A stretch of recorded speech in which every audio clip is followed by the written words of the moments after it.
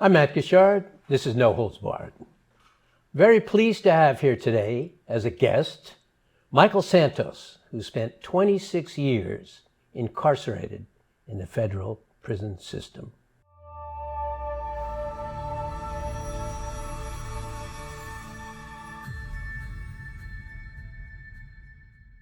To go back to your issue, you talked about one of the things that tried to change was this determinate and indeterminate. I know what they mean, but I want you to explain it. And I think changing from an indeterminate to a determinate, the idea was to make things better in prison, make people appreciate that they had a certain sentence, and if they minded their P's and Q's, they were going to get out with good time, work time credits on X date. This is how it's worked. I'm not sure that has worked at all, but explain to... Before I get to that, I'd like to address what you just said about the pandemic. Mm-hmm. Because the pandemic was an amazing time in many ways throughout the world. But it was a great opportunity to look at recidivism rates and what we could do differently. And here's why. In the federal system, which is where I'm an expert of experience, they had to let out about 15,000 people that would not have been getting out of prison because of the pandemic. Not out of any empathy or compassion, but it was rather to make prison safer because you can't social distance in prison. We're trying to spread the pandemic. So because of legislation, they allowed 15,000 people that would have still been in prison to go to home confinement. It didn't cut their sentence. They were still beholden to the Bureau of Prisons, but they served it at home. And do you know what the recidivism rate of that 15,000 is 4 years later? No, tell me. Well, what is the recidivism rate that you expect in America as a former prosecutor? Pretty high. Excessive of 50%. Now, regardless of how I measure recidivism. Of those 15,000 people, fewer than 17 returned to prison in 4 years for new criminal activity. 17. Not 17%, 17. And that data shows you, because it's an unprecedented experiment, shows that we could manage people more effectively in the community than in a prison. And that is a thing that you will see many studies being written about in the years to come. Because it shouldn't take a pandemic for us to try something innovative like that. That is a fundamental difference between a buzzword of indeterminate or determinate sentencing, which is very much the same thing. If indeterminate sentencing, which is a judge gives a sentence, a person serves a percentage of that sentence, and then becomes eligible to go before a parole board who assesses whether continued incarceration is warranted. The problem, if the parole board is all made up of former law enforcement and prosecutors, they're predisposed to say it doesn't matter what the person does. It's going to be determined by political decisions, unemployment, budgets, not by an individual's merit. That's a fundamental difference from Norway. In determinate sentencing, the theory is, yes, we need truth in sentencing laws. Judge sentences you to 10 years, it's 85%. Everybody's going to serve 85%. Problem with that is you are not incentivizing a pursuit of excellence. And if you know what excellence is, what's the best possible outcome, solve for that. Design a program that incentivizes excellence. You define what's the best possible outcome for somebody coming out of prison. If you could start with that concept, then create a system that's going to have a better likelihood of producing that result. That doesn't come from indeterminate and determinate sentencing. It comes by rethinking this and say, let's make this more like America. If I wanted to get into a great university, I'd better be a good student or differentiate myself in some kind of way. If I want to become a prosecutor, I better be at the top of my class and really understand what I am doing. If I want to succeed in business, I better know how to get leads, deliver products, function for my customers, solve problems. But prison, oh, did enough calendar pages turn? I'm not going to get the result that I want. I'm going to get exactly what we have. High recidivism rates, intergenerational cycles of poverty, problems in society that are systemic, budgets that go to $100 billion a year. Failure is just saying, well, that's just part of it. Human nature can't be changed. I don't believe that. How do we fix it? And I'm not talking in terms that are, gosh, if everything were perfect and the moon were made of cheese. That continuum, just try to move the needle a little bit more to what I want. And that's going to say, if I want a safer community, if that's what I want, how do I get more people? We incarcerate more people per capita than any nation on earth. Is that American? And when we put somebody in there, are we encouraging them to say, I want you to emerge as a fully fledged American who's paying taxes, contributing to society, making the community better? Or are you an ex-convict that I'm going to make sure that you're living on the margins and give you no pathway to full citizenship ever? Your constitutional rights are going to be taken. You've sacrificed that. It's today's version of the Scarlet Letter. I think you get the result, the outcome that we have if we don't change that. So if you ask me how to change it, make it more like America. Define excellence and then incentivize it and let somebody work to earn it. Well, I certainly like the thought, and I think it makes sense, and I think we're going to get pretty quickly into what you do to make that happen. But I want to go back for a minute when you were talking about that we incarcerate. I think we've all heard, everybody's heard that the United States, we put more people into our prisons, our jails, our prisons, both state and federal, than any other country in the world. And then when they're there, they don't learn to become better citizens. The longer, we call it corrections. That's the great irony. The longer somebody is in corrections, the less likely they are to function in society, and the less likely their children are to function in society. And that's why our prison population level has grown so high. That's what I wanted to ask you is, why is it growing? Is it that we have way more laws than anyone else? We have better policing? What, from your perspective, and obviously you've studied a lot, why are we putting so many people in prison as compared to, and never mind the Scandinavians, I know their system, but any other nation, don't just go to the Scandinavians. Yeah. Any other nation. And our recidivism rate is higher than any other nation. And our expenditures are higher than any other nation. So why? Good marketing. There's a lobbying group that wants to see, when I go to prisons and and I'm an advocate. I'm an advocate for change. I'm an advocate for incentives. The harder you work, the more opportunities should open for you. But there are many people who have the opposite message, and those people have a bigger trumpet. And so they create a mechanism that unions want to see it grow. They don't want to see a smaller prison population. That's fewer jobs. Okay? If I'm selling food or telephone services to the prison system, I'm going to charge 10x what society will charge. To send an email from prison, you spend money for every email, and it's the poorest people doing it. For a person to communicate with society, with his family, he's going to pay $15 for a local phone call. We would love to point our accusatory fingers at other nations for violating human rights. What are basic human rights if it's not the right to communicate, the right to assemble, the right to free speech? But all of those things result in incarceration, and we block more than 1 million people in America every day from being able to communicate with their kids or visit their family. And so the fabric of the family breaks apart. The fabric of a pathway to a job breaks apart, and we get the outcome that we want. We get our pound of flesh. Don't get me wrong. We're locking people up. We do that better than anyone. But preparing people for success, we fail miserably. And that's why the prison population grows, because I tell people in prison, I need you to avoid gangs, avoid drugs, focus on success, build so that I can advocate on your behalf. Because I will tell them in prison, there are many, if you don't have a release plan, if you don't have a plan for your success upon release, you can be absolutely certain that there are people in every state capital that have a plan for you.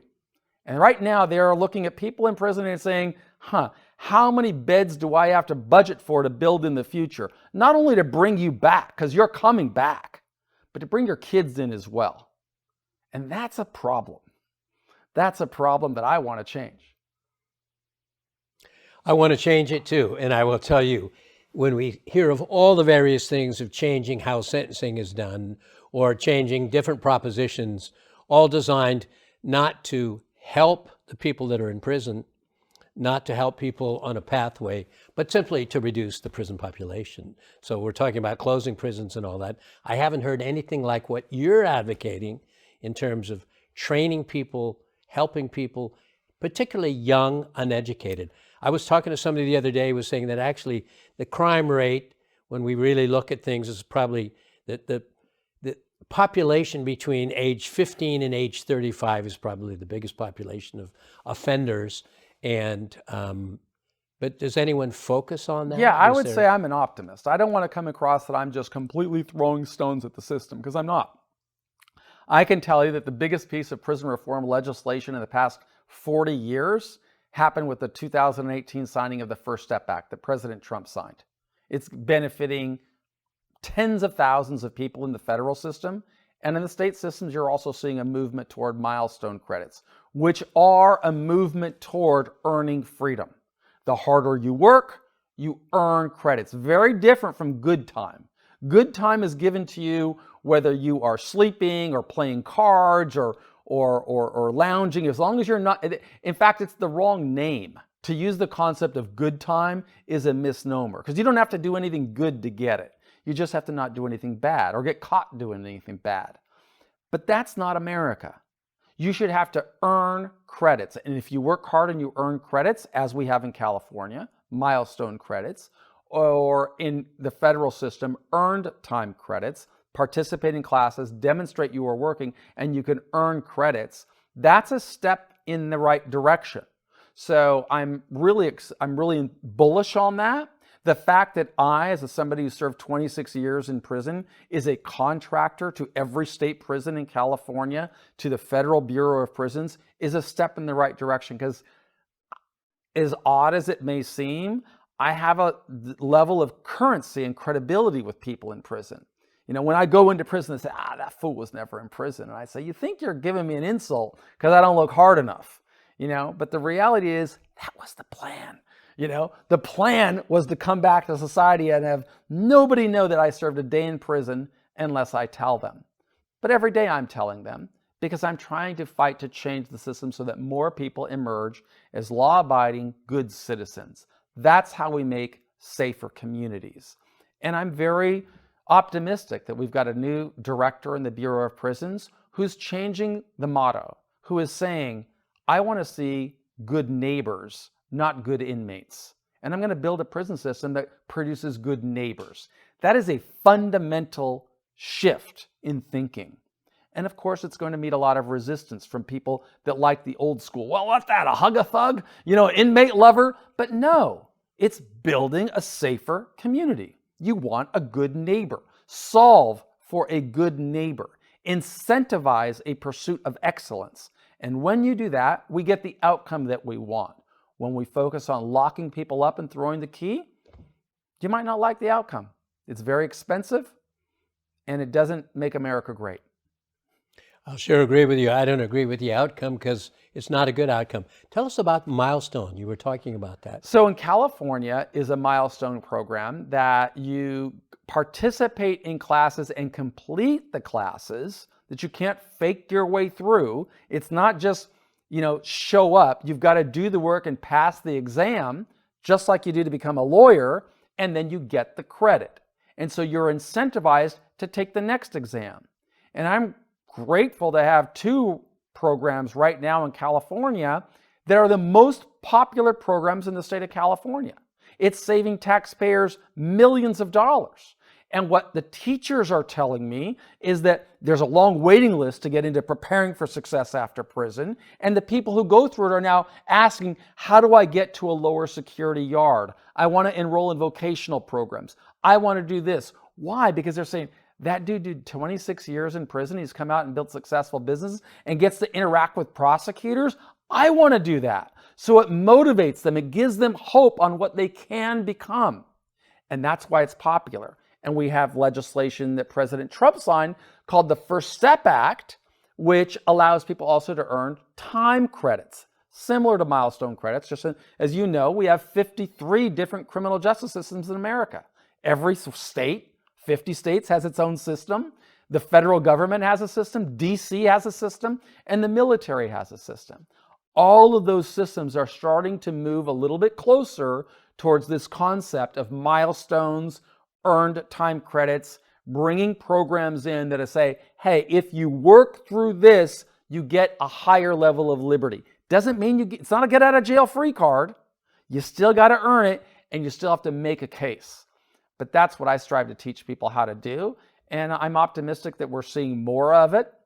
And I'm very bullish that the system is going to change, that we're going to see more work release programs. I think that pandemic data that I described earlier is going to make a case that says, wow, it costs, in some jurisdictions, $50,000, $60,000 per year to keep a man in a cage.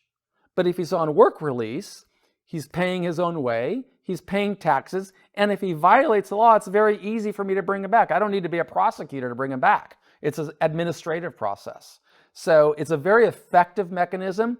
And just reality, if we incarcerate, and just use a simple number, 1 million people in prison, is it conceivable that 10% of them could go home?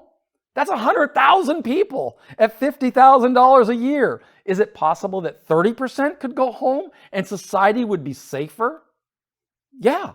I think we need to start thinking about what the result that we want and then design a mechanism that will get us the result that we want and not be beholden by, the ecosystem that wants to support a bigger prison system. The ecosystem is what I want to talk about. I'm going to be a little selfish in this next question because I'm here in California and this is where I live. The milestone plan. Who makes the decision to put somebody in a different structured prison, in a safer place? Who makes a decision as to whether or not they get out earlier or they get onto a work program? It's a great question. Who makes the decision on who gets into Harvard versus who gets into Cal State? Well, good question, because we had some recent litigation about that. But who the makes wrong the people are decision? making the decisions in terms of many people feel that way. So the answer to that question is, of course, there is static and there's dynamic factors. Static factor I can't change. I can't change the fact that I have a crime that may classify me as a violent offender, in which case I'm going to be in a high security prison. That's a static factor. But humans are not static. We grow and we change. And perhaps over a period of time, there are steps that I can take that will dynamically change my risk factor. So there's a risk and a needs assessment. And if I've done certain things, data shows I'm less likely to be a risk. And then I can move my way down. So if we teach people, you are here. I can't change that. This is your conviction. But you want to move down, do these things. And I'm not an arbitrator of how much time it takes. There's going to be scientific data that shows it. They're going to do statistical analysis over time. And of course, it's very expensive to keep somebody in a high security prison versus in a minimum security prison.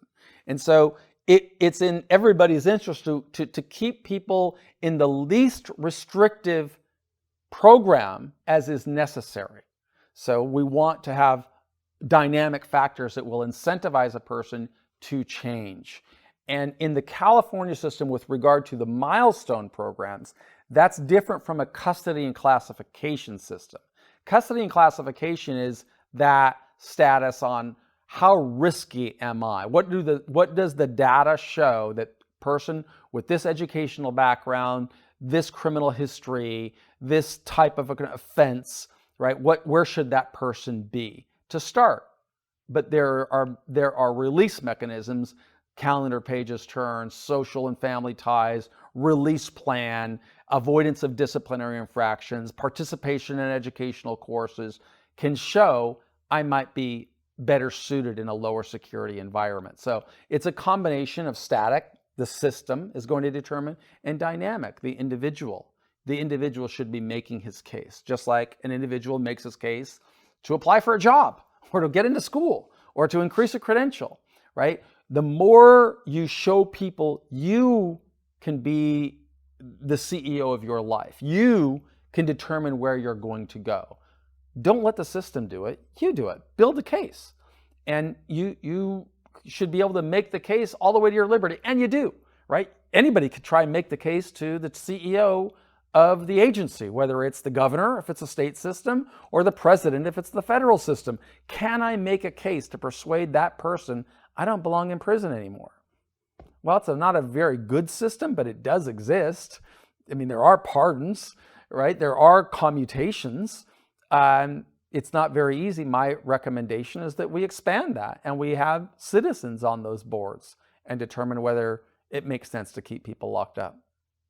Interesting, because we talk about lots and lots of things related to letting people out, but there is, I was just reading the other day in the paper about the incredible cost of elderly or very ill patients, people with Alzheimer's or people who are totally incapacitated in beds in our prison system who are still not getting out. They're absolutely no danger to society.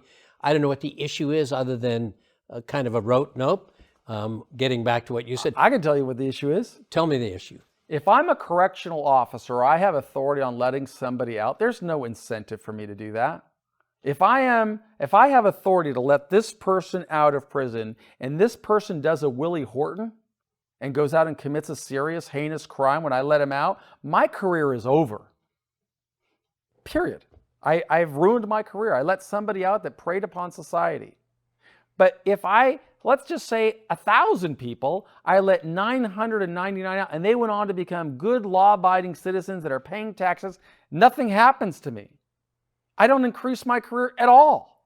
So I got 1,000 ways that I can completely obliterate my chances in my career. I don't have a single way that I can make it better.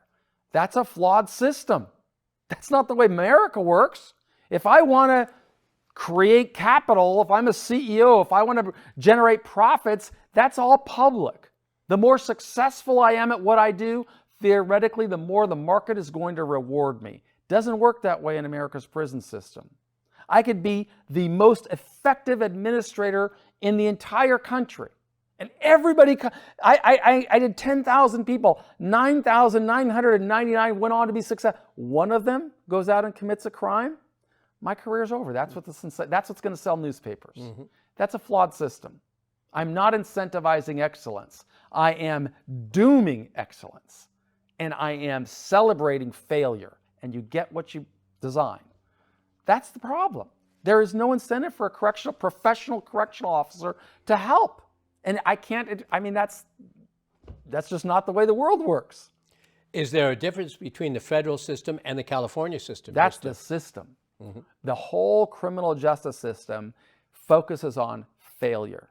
It doesn't incentivize excellence.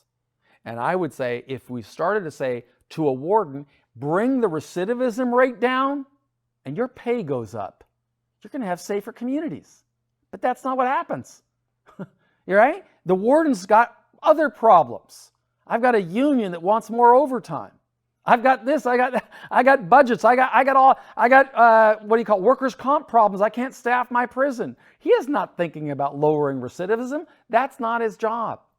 And he's not incentivized to do it. So we get high recidivism rates, fewer people focusing on success, more overtime.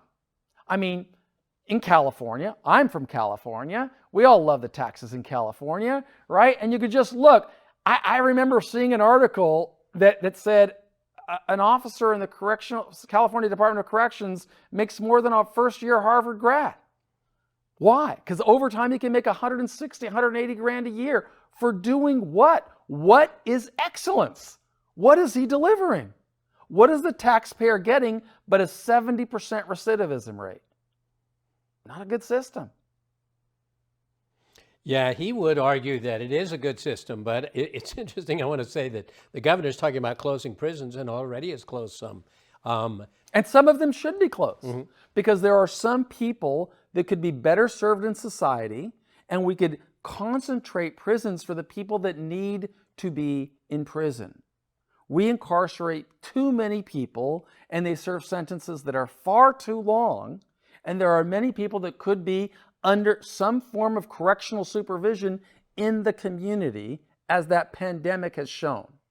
Now, if you do it without incentivizing excellence, you get what you have, where people going in with a shopping bag into Target and coming out with a lot because there's no prosecution. But you can't blame that on what I'm describing, because that's not incentivizing excellence.